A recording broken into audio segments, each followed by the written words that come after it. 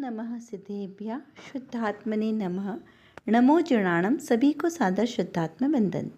आज अश्विन शुक्ला सप्तमी का यह शुभ मंगल पावन दिवस है और प्रतिदिन प्रसारित होने वाले संदेश में से जो संदेश हमें प्राप्त हुआ है वह भेद ज्ञान की कला को निखारने वाला है कि किस प्रकार ज्ञानी जीव भेद ज्ञान की धारा को सतत निरंतर उस रूप वर्तते हुए तत्व ज्ञान के द्वारा अपना भेद ज्ञान परिशुद्ध करते हैं।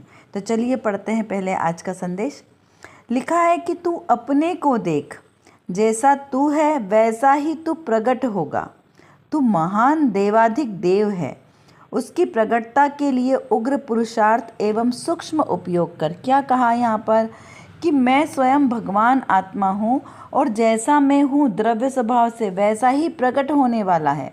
ऐसा मैं महान देवाधिक देव हूँ, मतलब अपने आत्म स्वभाव की महिमा को बताया है कि किस प्रकार से मैं स्वयं ही अपने उग्र पुरुषार्थ के द्वारा अपने उपयोग को सूक्ष्म करके परमात्मा पद को प्राप्त कर सकता हूँ। देखिए, द्रव्य स्वभाव पर दृष्टि रखने से, बाहर में भेद ज्ञान की धारा वर्तने से हमारा स्वभाव हमें प्राप्त होता है। जो मेरा सहज स्वभाव है उसका हमें ज्ञान होता है। सहज स्वभाव कैसा? जैसे मैं जीव द्रव्य हूँ, तो जीव द्रव्य कैसा है इसका ज्ञान कब होगा? जब हम प्रति समय भेद ज्ञान करेंगे। किससे? शरीर और आत्मा से भेद ज्ञान करने पर हमें अपने स्वरूप की प्राप्ति होती है। देखिए, आज 29 दोनों का हम संदेश लेते हैं। यहाँ पर लिखा है कि सोने की म्यान में रखी हुई लोहे की तलवार सोने की कही जाती है, परंतु जब वह लोहे की तलवार सोने की म्यान से अलग की जाती है तब लोग उसे लोहे की कहते हैं। क्या अर्थ है इसका? कि शरीर और आत्मा एक क्षेत्र में स्थित रहते हैं, एक ही जगह स्थित रहते हैं, तो संसारी उसे भेद विज्ञान के अभाव में क्या कहते हैं कि शरीर को ही आत्मा समझ लेते हैं। इस प्रकार की भूल करते हैं। क्यों? क्योंकि भेद ज्ञान नहीं करते। अनादिकाल से शरीर और आत्मा एक साथ मिला जुला ही हमें दिखाई देता है, तो हमने क्या मान लिया कि ये शरीर ही मैं हूँ, आत्मा कोई अलग चीज़ है और शरीर अलग है, ऐसा हमें ज्ञान नहीं हो पाता। यानी हम अगर बोलने में बोल भी लेते तो उसे अनुभव नहीं कर पाते कि शरीर अलग है और मेरा आत्मा अलग है। तो यहाँ पे कहा कि जैसे ही जो संसारी जीव भेद ज्ञान के अभाव में शरीर को ही आत्मा समझ जाते हैं, परंतु जब भेद ज्ञान में उसकी पहचान की जाती है तब चित चमत्कार स्वरूप आत्मा अलग भासने लगता है और शरीर से आत्मा बुद्धि हट जाती है, तो शरीर कैसा है? अलग दिखने लगता है और आत्मा अलग दिखने लगता है। कब? भेद ज्ञान के द्वारा। जब तक हम भेद ज्ञान नहीं करते तब तक हमें शरीर और आत्मा एक ही दिखाई देता है। तो यही तो अज्ञानी की भूल है। तो कहा कि तू स्वयं अपने को देख। तो अपने को देख मतलब किसको देख? इस शरीर को देख नहीं, जैसे हम दर्पण में देखते हैं और क्या कहते हैं कि हमने अपना चेहरा देखा। तो हमने अपना चेहरा देखा ना, आत्मा को थोड़ी देखा। ये चेहरा किसका है? शरीर का चेहरा है। तो मेरा आत्मा इस शरीर से भिन्न है। तो जब हम इस शरीर से भिन्न अपने आत्मा को देखने का प्रयास करेंगे तब कहेंगे कि हाँ, मुझे मेरा आत्मा दिखाई देने लगा है। और ये वो जो आत्मा को दिखाई देना वही परम देवाधिक देवपना है, यानी परमात्मा दृष्टि है, द्रव्य दृष्टि है। तो जब इस प्रकार अपना आत्मा हमें जब दिखाई देने लगेगा, उसी को पुरुषार्थ कहा। उसके पहले किया गया कार्य पुरुषार्थ नहीं कहला जाएगा। और इसी प्रकार उपयोग को भी अपने आत्मद्रव्य पर स्थिर रखना है, तब वो हमें ज्ञानी की परिणति कहलाएगी और वो मोक्ष मार्ग में ले जाने के लिए सहायक है। जब तक हम बाहर से देखेंगे तब तक हमें भिन्नता भासित नहीं होगी, यानी शरीर और आत्मा। आज के इस संदेश का मुख्य प्रयोजन क्या है? भेद ज्ञान करना, तत्व निर्णय करना, तत्व चिंतन करना। कैसा तत्व चिंतन करना? जीव और अजीव भिन्न भिन्न है। देखिए, 7 तत्वों का नाम तो सबको पता है, अभी तक सबको पता ही चल गए। और जिनको नहीं याद हुए उसे याद करने का प्रयास करें, उनके स्वरूप का चिंतन करने का प्रयास करें। यहाँ हम मुख्य रूप से 2 द्रव्यों की बात कर रहे हैं, जीव द्रव्य और अजीव द्रव्य, क्योंकि अजीव में सारे फिर गर्भित है। तो यहाँ पर जीव एक भिन्न है और उससे उससे अभिन्न अजीव। तो सबसे ज़्यादा जो हमें राग द्वेष की परिणति उत्पन्न होती है ना, वो अपने इस शरीर के आश्रय से होती है। यदि हमारा इस शरीर से ममत्व छूट जाए, यदि हमने इस शरीर से भेद ज्ञान कर लिया, तो सारा हमारा काम सही हो जाएगा। जैसे एक अगर हमने एक जो लाइन हमारी वो सीधी करी, पहला घड़ा सीधा रखा, तो सारे के सारे घड़े सीधे रखाएंगे। तो उसी प्रकार से सबसे पहले निर्णय कहाँ करना है, तत्व निर्णय शरीर के साथ, कि शरीर अजीव तत्व है और मेरा आत्मा जीव तत्व है। मेरे जीव तत्व का स्वभाव इस से बिल्कुल भिन्न है, विपरीत है। तो मेरे जीव तत्व का इस अजीव तत्व से कोई मेल नहीं है, दोनों में एकाकीपना नहीं है।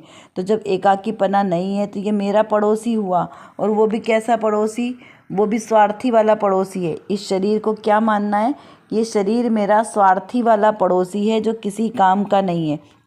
क्या वो कहते हैं ना, एक समय आने पर धोखा देने वाला है, वैसा वाला ये पड़ोसी है। तो उससे हमें ज़्यादा राग द्वेष नहीं होता ना। तो बिल्कुल ऐसे ही परिणति जब हम रखेंगे तब हमारी चिंतन धारा बराबर चलेगी। तो उसके प्रति इस शरीर के आश्रय से जो संबंधी बने हमारे, तो उनसे भी हमारा क्या होगा, राग द्वेष की परिणति खत्म होने लगेगी। क्यों? क्योंकि जब इस शरीर को ही हमने बुरा मान लिया है, तो वो जो बाकी है वो भी तो सब हमारे नहीं है।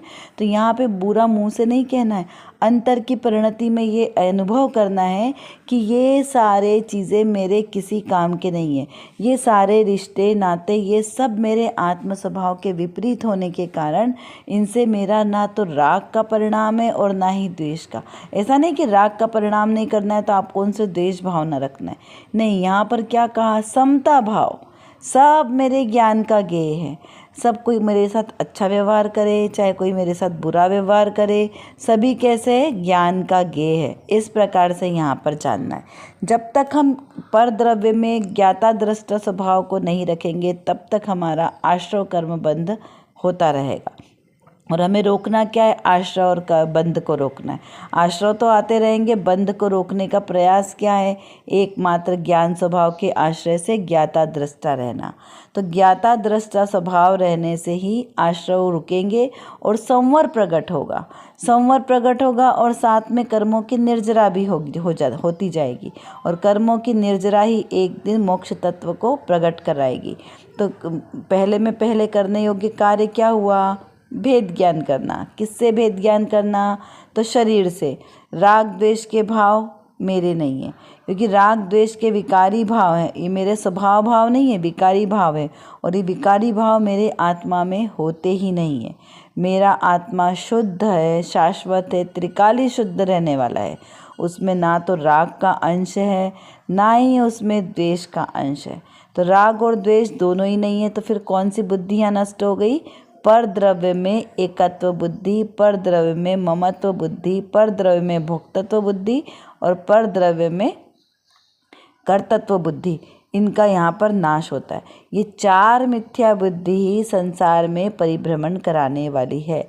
इसका क्या शाब्दिक, इसको सरलता से अर्थ कैसे समझना, कि मैं किसी दूसरे का कार्य कर सकता हूँ, मैं इस शरीर को अच्छा रख सकता हूँ, स्वस्थ रख सकता हूँ, मैं इस शरीर को अच्छा साफ सुथरा रख सकता हूँ, मैं इस शरीर को ज्ञानवान बना सकता हूँ। क्योंकि हम पढ़ाई लिखाई करते हैं ना, तो हम क्या बोलते हैं कि हम बहुत ज्ञानी हो गए, हम दूसरे को पढ़ा सकते हैं। तो ये पर में कर्तत्व बुद्धि है। ये शरीर मेरा है, मेरे शरीर में रोगादि का है, मैं इस शरीर को निरोगी रखता हूँ। तो ये सारे परिणाम कैसे, पर में एकत्व बुद्धि करने के, पर में ममत्व बुद्धि करने के, पर में कर्तत्व बुद्धि करने के। मैं इस शरीर का ही कोई कार्य नहीं कर सकता हूँ जो सारे दिन मेरे साथ रहता है, तो फिर इससे अन्य द्रव्य का मैं कार्य अच्छा या बुरा कैसे कर सकता हूँ। इस प्रकार हमें यहाँ विचार चिंतन करना, इसे कहा तत्व चिंतन, तत्व मनन करना, तत्व निर्णय करना कि मैं ये परद्रव्य के कार्य करता मैं नहीं हूँ। इस प्रकार से विचार करना है। चलिए अब देखते हैं रत्नकणिका में कौन सा प्रश्न है। यहाँ पर श्रोता ने प्रश्न किया है कि चौथे गुणस्थान में तत्वार्थ श्रद्धान को सम्यक्त कहा है, चारित्र को नहीं कहा। तो इसका क्या आशय समझना। उसका समाधान करते हुए कहा कि चारित्र की पर्याय पांचवें और छठे गुणस्थान में मुख्यतया से मानी जाती है। तो चौथे वाले को स्वरूपाचरण चारित्र प्रकट हुआ है। क्या कहा, चौथे गुणस्थान की बात चल रही है ना। तो जैसे कोई बच्चा अभी फर्स्ट क्लास में है, अब आप उससे 6 क्लास का क्वेश्चन पूछो कि इसको ये क्यों नहीं आ रहा है, तो कैसे आएगा। अभी वो फर्स्ट क्लास का बच्चा है ना, तो वो उसकी भूमिका अनुसार जितना उसका ज्ञान है उसी के ज्ञान के क्षमता के अनुसार उसको ग्रहण होगा। आपको 6 क्लास के बच्चे के अनुसार 6 क्लास का ज्ञान होगा। तो उसी प्रकार जो चौथा गुणस्थान वर्ती है वो अवृत्ति श्रावक है। क्या कहा, अवृत्ति सम्यक दृष्टि श्रावक है। तो यहाँ पे उसको श्रद्धांत की प्रधानता है, दर्शन की प्रधानता है, इसीलिए उसे कहा सम्यक दर्शन। तो यहाँ पे अभी दर्शन गुण की प्रधानता है, अभी यहाँ चारित्र की बात नहीं है। कई लोग ऐसे कहते हैं ना कि अरे तुमको इतना सारा ज्ञान है तो फिर तुम क्यों नहीं मुनि बन के दिखाते, तुम चारित्र अंगीकार करके क्यों नहीं दिखा देते हो। तो भाई यहाँ पे चारित्र गुण की प्रधानता नहीं है, अभी यहाँ प्रधानता किसकी है, ज्ञान गुण की, श्रद्धांत की प्रधानता है। तो पहले श्रद्धांत तो पक्का करो, उसके बाद चारित्र की दशा तो बाद में आएगी। पहले आपका श्रद्धांत तो पक्का है नहीं और आप बातें चारित्र की करो ऊंची ऊंची, तो वहाँ शोभा नहीं देता, क्योंकि छोटी दुकान और फीके पकवान वाली बात हो जाएगी कि आपने यहाँ पर आपका आचरण तो हीन आचरण है और आप बातें बड़ी बड़ी करते हो। अभी आपके श्रद्धांत की तो अभी आपके कोई ठिकाने नहीं है, श्रद्धांत पक्का नहीं है 7 तत्वों का। और अगर हमने मुनि पद धारण कर लिया कि हम तो मुनि बन गए, तो सिर्फ मात्र कपड़े छोड़ने से, पीछी कमंडल लेने से कोई मुनि नहीं बन जाते। 28 मूल गुणों का निरतिचार पालन होना चाहिए। पहले तो आत्म तत्व, आत्मा का श्रद्धांत तो होना चाहिए कि मैं अकर्ता स्वभावी हूँ। बाहर में तो कर्तत्व की बुद्धि पड़ी है, अभी एकत्व ममत्व की बुद्धि पड़ी है, और हम अपने आप को मुनि माने कि मैं मुनि, तो मैं मुनि माना तो वो भी आपका मिथ्यात्व चला गया। तो इस प्रकार यहाँ कहा कि पहले श्रद्धांत तो पक्का हो तब जाके मुनि धर्म अंगीकार होता है। मात्र मुनि धर्म अंगीकार कर लेने से मुनि कोई नहीं बनता। यहाँ पे कहा कि चारित्र की पर्याय 5वें गुणस्थान में आएगी, 6ठे गुणस्थान में आएगी, और वो मुख्यतः से वहाँ पर चारित्र माना जाता है। 5वें में तो आंशिक एक देश चारित्र और 6ठे में सकल चारित्र। तो वहाँ पे चौथे में कैसे आएगी वो दशा। और जैसे बताया ना कि 6ठा गुणस्थान ऐसे नहीं आएगा कि हमने सिर्फ वस्त्राभूषण छोड़ दिए तो 6ठा गुणस्थान आ गया। वहाँ 6ठा ये जो गुणस्थान है ना, ये कषायों की मंदता से गुणस्थान बनते। गुणस्थान का कपड़ों को छोड़ने या नहीं छोड़ने से कोई मतलब नहीं है, घर छोड़ने से, क्योंकि घर छोड़ने के कार्य तो बहुत सारे जीव भी कर सकते हैं। यहाँ कषायों में उतनी विशुद्धि के साथ परिणाम होते हैं, तब माँ गुणस्थान बनते। गुणस्थान की तो डेफिनेशन नहीं ये यही है ना कि मोह और कषाय की जो तारतम्य रूप अवस्था है आत्मा के योग और मोह की, उसको गुणस्थान कहा। तो यहाँ पे आत्मा की विशुद्धि के परिणाम गुणस्थान के साथ धीरे धीरे धीरे विशुद्ध होते होते बढ़ते जाते हैं। परिणाम इतने विशुद्ध हो जाते हैं कि सहज ही वस्त्राभूषण छूट जाते हैं। ऐसा नहीं कि कोई विपरीत परिस्थिति आई या किसी के प्रभाव में हम आ गए किसी के, और वहाँ पर जाके हमने एकदम से मुनि व्रत धारण कर लिया कि अरे संसार शरीर भोगों से हमें अचानक से विरक्ति हो गई और हमने तो मुनि व्रत धारण कर लिया। तो ऐसे अचानक नहीं होता, यहाँ पे पूर्व की तैयारी होती है। आत्मा में इतनी विशुद्धता होती है, द्रव्य पर इतनी दृढ़ता होती है कि मैं जीव हूँ और अन्य सभी पर द्रव्य है। ज्ञाता दृष्टा स्वभाव का अनुभव होता है चतुर्थ गुणस्थान में, बाहर में नहीं होता। तो जब ज्ञाता दृष्टा का स्वभाव होता है तब सहज ही अनुव्रत आदि पालन होते हैं। क्या कहा कि सारी क्रियाएं सहज होती है, किसी के कहने से या किसी के प्रभाव में आने से नहीं होती। जब अगर हम किसी के कहने से या प्रभाव में करते ना, तो वहाँ पे आचरण में शिथिलता होती रहती है। देखिए, हमने मुनि व्रत धारण कर लिया और यदि हमारे अंदर में अभी भी मान कषाय के परिणाम है कि मैं बड़ा साधु, ये छोटा साधु, मैं आचार्य, ये गणाचार्य, ये ऐसे, ये छोटे पद वाले, तो वहाँ पर फिर आपका मुनि धर्म नहीं पल रहा है, क्योंकि अभी आपको क्या है, प्रसिद्धि का लोभ है। तो आदि व्याधि उपाधि से रहित दशा वाली जैसे समाधि की होती है ना, तो वैसे ही चलते फिरते मुनिराज सिद्धों के समान है।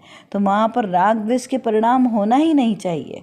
अगर राग द्वेष के परिणाम आ रहे हैं तो वहाँ पर वो फिर सच्चा मुनिपना नहीं कहता, दोष लगता है वहाँ पर। अगर यदि हमने ऊंचा पद धारण करके नीची क्रिया करेंगे तो दोष लगता है। देखिए, यहाँ पर एक और प्रश्न किया है श्रोता ने कि चौथे गुणस्थान में अनुभव भी होता है या केवल श्रद्धा ही होती है। क्या प्रश्न किया कि चतुर्थ गुणस्थान में अनुभव भी होता है या मात्र श्रद्धा ही होती है। श्रद्धा की प्रधानता कही ना, तो यहाँ कहा कि अनुभव भी होता है कि नहीं होता है। तो देखिए, अनुभव चारित्र गुण की पर्याय है और श्रद्धा दर्शन गुण की पर्याय है। तो यहाँ पे समाधान करते हुए कहा कि चौथे गुणस्थान में आनंद के अनुभव सहित श्रद्धान होता है। क्या कहा? अनुभव तो होगा, किसका होगा? आत्मा के आनंद का अनुभव होगा, तभी तो श्रद्धान बनेगा। बिना अनुभव के श्रद्धान कैसे बनेगा? हमने रसगुल्ला खाया तो उसका हमें टेस्ट आया जो, तभी तो श्रद्धान हुआ कि ये रसगुल्ला है।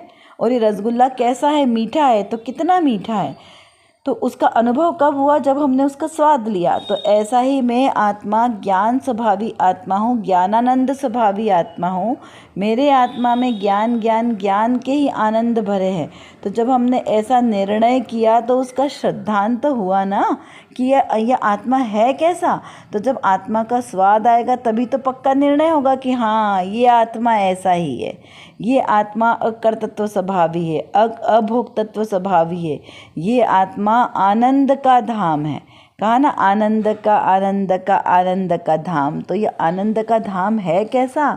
जब हमें उस आत्मा की अनुभूति हुई, उस आनंद की क्षणिक अनुभूति हुई। अभी यहाँ शाश्वत लंबे समय की अनुभूति नहीं हुई है। सम्यक दृष्टि की अवृत्ति की भूमिका में आंशिक आनंद की प्राप्ति होती है। तो अनुभूति तो हुई ना, तो कैसी हुई? अभी आंशिक अनुभूति हुई। तो वहाँ पर वो जो आनंद आया, तो तब हमें निर्णय पक्का हुआ, श्रद्धान पक्का हुआ कि हाँ, यही आत्मा है। तो अनुभव के साथ ही निर्णय होता है, श्रद्धान होता है, और फिर उस रूप लंबे समय तक उसी दशा में टिके रहना, उसको चारित्र की विशुद्धि कहा। तो वहाँ पे स्वरूपाचरण चारित्र तो हुआ, स्वरूपाचरण चारित्र यानी अपने स्वरूप में आचरण करना। तो अभी उसकी आंशिक प्रधानता हुई, धीरे धीरे वो बढ़ेगी, तब वहाँ पे एक देश चारित्र अंगीकार होगा कि आत्मा में स्थिरता और बढ़ी, फिर और आत्मा में स्थिरता बढ़ती जाएगी जैसे जैसे, तब उसे सकल चारित्र की दशा कहेंगे। तब वो स्थिरता के हिसाब से ये गुणस्थान बना। तो चतुर्थ गुणस्थान में स्थिरता कम समय की रहेगी, पंचम में थोड़ी सी ज़्यादा और छठे में थोड़ी और अधिक। तब वहाँ सहज ही मुनिव्रत धारण करने के भाव जागृत हो जाएंगे, है ना। इस प्रकार से इसको यहाँ पर समझना है। चलिए अब कुछ प्रश्नों के माध्यम से थोड़ा सा चिंतन करते हैं कि तत्व विचार की महिमा क्या है, भेद ज्ञान करना क्यों आवश्यक है, स्वभाव और विभाव दोनों की क्या परिणति है, क्या किसे कहते हैं स्वभाव भाव और विभाव भाव। देखो, आत्मा का स्वभाव क्या है? ज्ञाता दृष्टा मात्र, जानना देखना, और उसके विपरीत जो हम परिणमन करते हैं उसे कहा विभाव परिणति। तत्व निर्णय और तत्व अनुभूति दोनों में क्या अंतर है? तत्व निर्णय तत्व अनुभूति किस प्रकार से की जाती है, इसका विचार और चिंतन कीजिए। कैसे अपने आत्म स्वभाव को जाना जाता है? कर विचार तो पाम, हम जितना विचार करेंगे उतना ही हमारा विषय क्लियर होगा, क्योंकि हमारे पास समय की कमी है और जानना बहुत ज़्यादा है। और किसको जानना है? अपने ही ज्ञायक स्वभाव को जानना है। तो जब तक हम अपने इस ज्ञायक स्वभाव को नहीं जानेंगे तब तक हमारा कोई भी कार्य सिद्ध नहीं हो सकता। तो एकमात्र जो मेरे अंदर, मतलब मेरे आत्म स्वभाव में जो ज्ञान नाम का विशेष गुण है, इस गुण को एकमात्र अपने ज्ञायक स्वभाव को जानने में लगाएं तो निर्विकल्प दशा की प्राप्ति होगी। और इस निर्विकल्प दशा के ही आश्रय से हमें शाश्वत सुख की प्राप्ति होगी। तो वो शाश्वत सुख हमें प्राप्त हो, इसीलिए पुरुषार्थ करना आवश्यक है। उसके लिए व्यवहार से तो सच्चे वीतरागी देवशास्त्र गुरु का आश्रय लेना योग्य है, और निश्चय नय से मेरी निज शुद्धात्मा का आश्रय लेना ही सर्वश्रेष्ठ उपाय है। अभी के लिए बस इतना ही। विशेष चर्चा हम आगे की कक्षाओं में करेंगे। तब तक हम अपने आत्मस्वरूप को जानें, पहचानें और उसी में लीन रहें। इसी विशेष मंगल भावना के साथ आप सभी को सादर जय जिनेंद्र।